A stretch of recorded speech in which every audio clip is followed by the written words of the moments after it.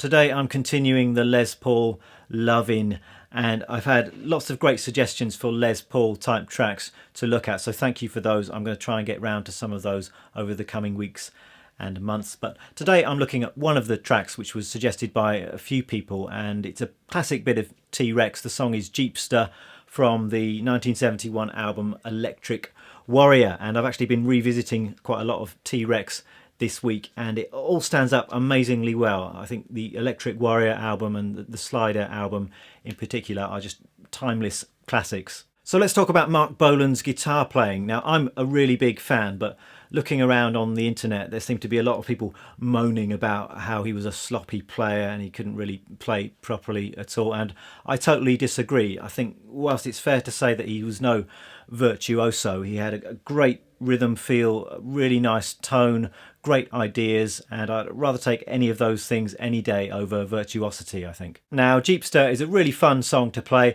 I hesitate to say that it's an easy song to play because that's always a little bit subjective, but there's nothing too tricky going on here. We've got a great riff, some really solid and nice rhythm guitar playing, some interesting little fills, and a tasty little solo as well. So let's take a look. We are in the key of A for this song. Most of the song is based around a simple open position A or A7 chord and an open position D chord. Now let's kick off with the introduction, which is pretty simple. It just goes like this: 2, 3, 4, 1. 2, 3, 4, 1. So it's just a series of accents on an A power chord. So we've got the open A string, and then I'm holding down the second fret on the D and G strings, just barring across both of those strings with my first finger. That's an A5 or an A power chord. The important thing here is the rhythm. We've got a series of 3 accents on this chord, and we're playing on beats 2, the and of 3, and then beat 1 of the following bar. So if I just count that out for you, it goes like this. We've got 2, 3, 4, 1 and 2 and 3 and 4 and 1, 2, 3, 4 and 1, 2 and 3 and 4 and 1. And you also want to keep each of those chord accents quite short, so I'm just releasing pressure after every one of those chord hits with my fretting hand, and with my picking hand I'm probably just muting in between each of those accents to keep them nice and staccato and short. So that's our introduction. We play that 3 accent little part 4 times, I think. So we got 2, 3, 4, 1. 2, 3, 4, 1. And then the 4th time, just got this little bass walk up. It's low E string and then F sharp at the 2nd fret and G sharp at the 4th fret, and that's leading us into the main riff of the tune, which goes like this.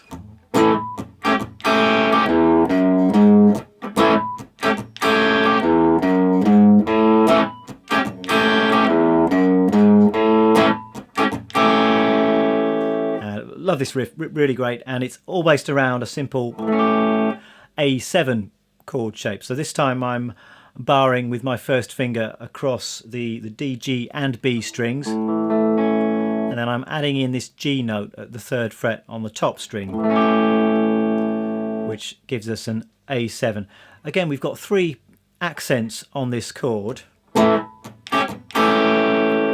What I think I'm hearing on the recording is that on the first hit you're just hearing the lowest few notes in that chord, so the A, D, G, maybe the B as well, and then on the next 2 hits you can hear the G note on top, so you're emphasizing the top 3 notes in that chord. So we've got, and all of this tune really is based on a kind of swinging 8th note rhythm. So what I'm trying to do is just keep my picking hand feeling that rhythm throughout most of the tune,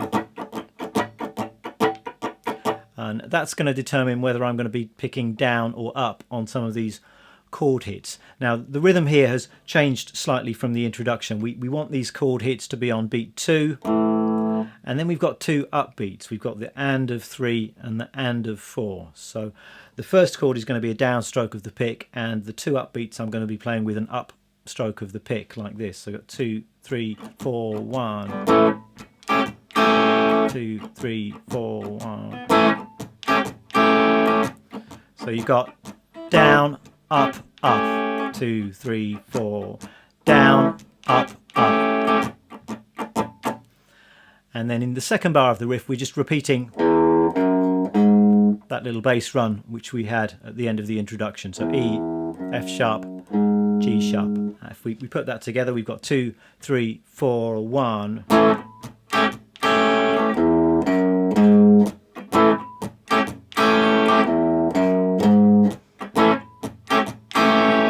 Now you've got a choice whether you want to throw in the open A string at the end of that bass run.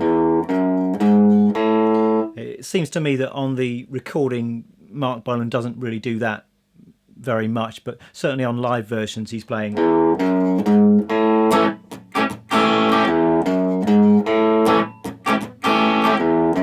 So it's up to you whether you want to play that note or just leave a rest at that point in the song. But that's our main riff. Let's move on to the verse of the song, and that starts by just repeating that main riff.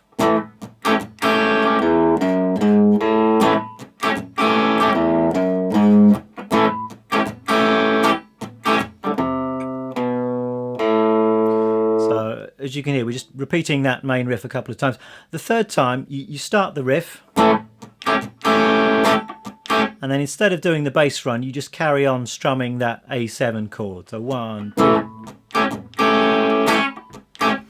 And I think you don't need to be too precise on this. On the recording you can hear a couple of guitar tracks. They're panned hard left and right. They're both doing slightly different things rhythmically. So I think as long as you're in the groove of the song, you're keeping your picking hand moving up and down in that swung 8-note rhythm, you can bring out a few different rhythms and a few different accents.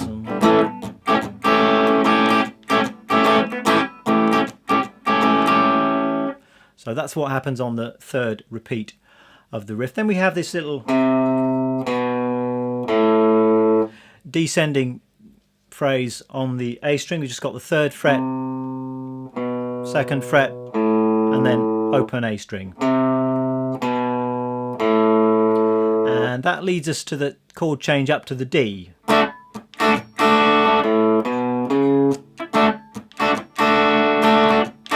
So really now just repeating the main riff but on the D chord. So rhythm is the same, 1, 2. Now you can play that bass run now on the A string.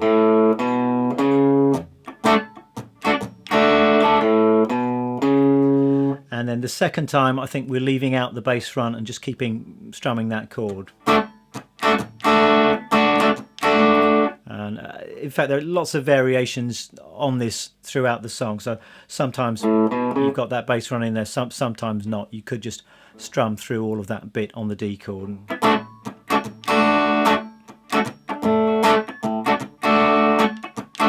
So I've got 4 bars on D essentially. Then we're back to the main riff on A again.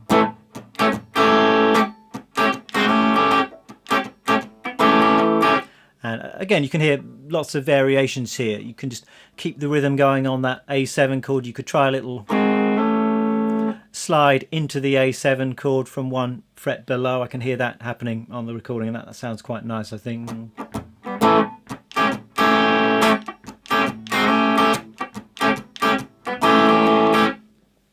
So that's our verse.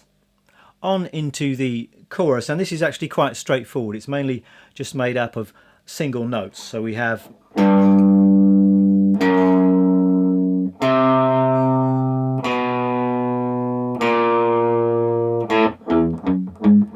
then back to the main riff again. So what we have here is just the 3rd fret on the low E string, then 2nd fret, and then 3 and 2 on the A string, and then down to 1, and then open A string and a little walk up on the low E string again. So 4 beats on each of these notes. It's 1, 2, 3, 4, 1, 2, 3, 4, 1, 2, 3, 4, 1, 2, 3, 4, 1, 2, 3, 4, 1.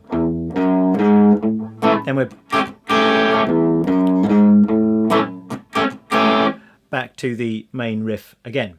So those are the most important riffs and parts of the song, I think. But what you can hear if you listen closely to the recording are quite a lot of little lead guitar fills throughout the song, and these are mainly played by the guitar in the right hand speaker. I think both parts are played by Mark Bolan, but the right hand one seems to be doing a lot of fills and things. So I'm not going to take you through all of those, but I'll just highlight a few of my favourites. I think something to think about here is the A major pentatonic scale. A lot of the fills seem to be based around that scale, which is played like this. And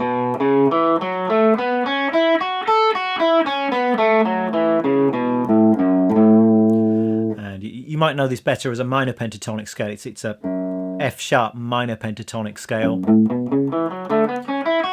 which I'm sure most of you know. But since we're thinking major pentatonic, then the A note here at the 5th fret on the low E string, that becomes the root. That's our home note.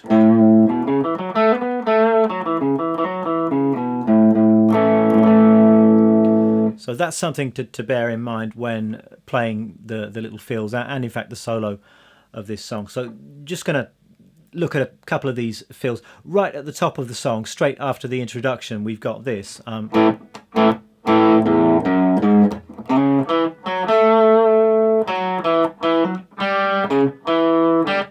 So nice simple little fill or melody, all based on that scale really.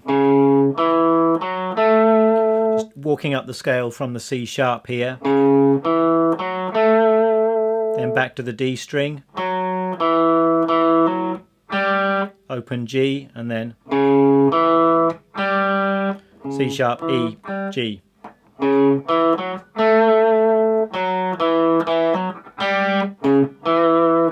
Another fill that I like comes on the D section of the song, and that goes like this: 2, 3, 4, 1.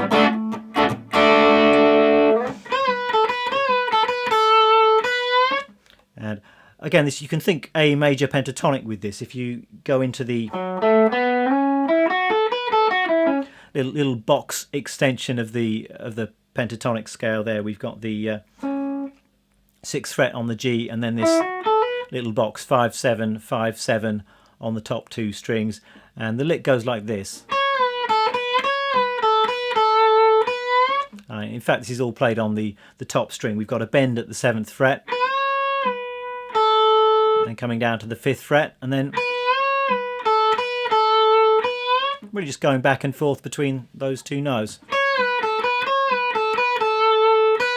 Might even be a hint of a pre-bend at the start of that.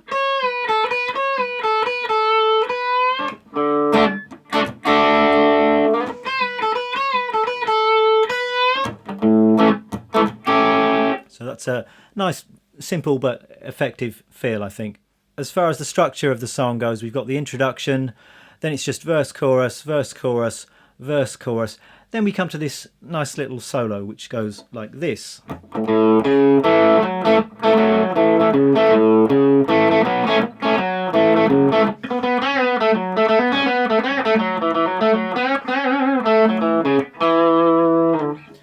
And it kicks off with this.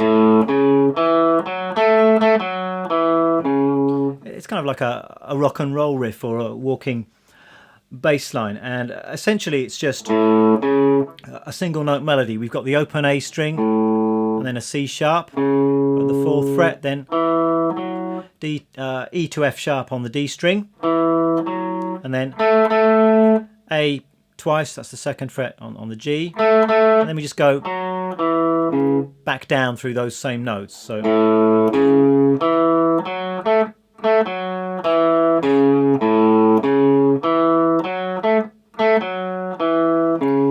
that's essentially what's going on, but it's not quite played quite as cleanly as that, and in fact what you can hear is some double stops and other notes creeping in. So I think if you just flatten down your fingers a little bit as you're fretting those single notes, then you can allow some double stops to come out. So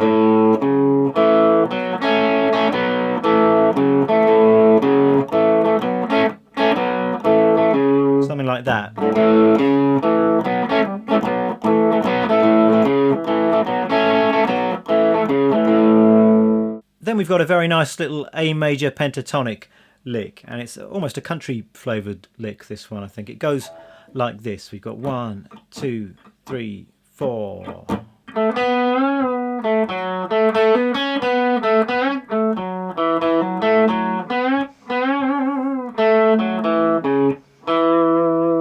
And it's all based around that A major pentatonic scale, and there's lots of bending at the 4th fret on the G string. So I'm not going to take you through this note for note, but if I just play it slowly, you should be able to pick out what's going on. We've got the starting with that bend on the 3rd string. Then we've got a little hammer on from 2 to 4 on the G. Another bend. And then, and finally coming down the scale, ending on this E. So one more time slowly. It's 2, 3, 4, 1.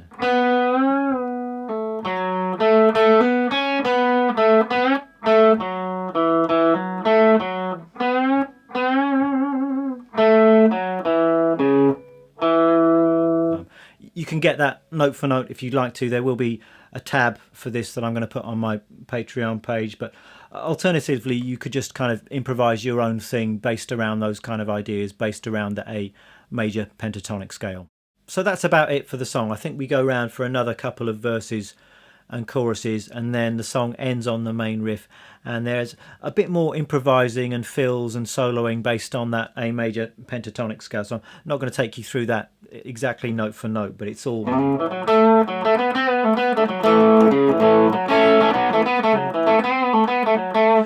of that kind of thing. And there's actually a nice little run in fourths at the very end of the song, which you might like to experiment with. That's just the 8th fret, 7th fret and 5th fret on the top 2 strings.